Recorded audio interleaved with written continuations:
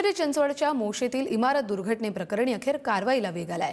पुढारी न्यूजनं पोलखोल केल्यावर पालिकेचे आयुक्त विजय सूर्यवंशी खडबडून जागे झालेत।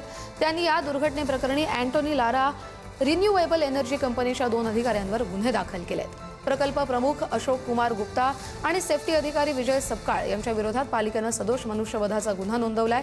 यातील गुप्तांना पोलिसांनी रात्रीच चौकशीसाठी ताब्यात घेतलंय। SRF प्लांटमध्ये आवश्यक सुरक्षा उपाययोजना न केल्याने इमारतीचा काही भाग कोसळला आणि ही दुर्घटना घडली असा ठपका ठेवण्यात आलाय। तर पर्यावरण विभागाचे प्रमुख संजय कुलकर्णी आणि कार्यकारी अभियंता योगेश आल्हाट यांच्यावरही सदोष मनुष्यवधाचा गुन्हा दाखल होण्याची शक्यता व्यक्त होतीये। दरम्यान आयुक्तांनी जर दोषींना वाचवण्याचा प्रयत्न केला तर नगर विकास मंत्री एकनाथ शिंदे यांच्याकडे तक्रार करणार असा इशारा खासदार श्रीरंग बारणे यांनी दिलाय। दरम्यान नगर विकास विभागानं पुणे विभागीय आयुक्त शीतल तेली उगले यांच्या अध्यक्षतेखाली उच्चस्तरीय चौकशी नेमली आहे। अँथोनी, पर्यावरण विभागाचा प्रमुख संजय कुलकर्णी या जबाबदार असणारे कुणी असू द्या, त्याच्यावरती कारवाई ही झाली पाहिजे।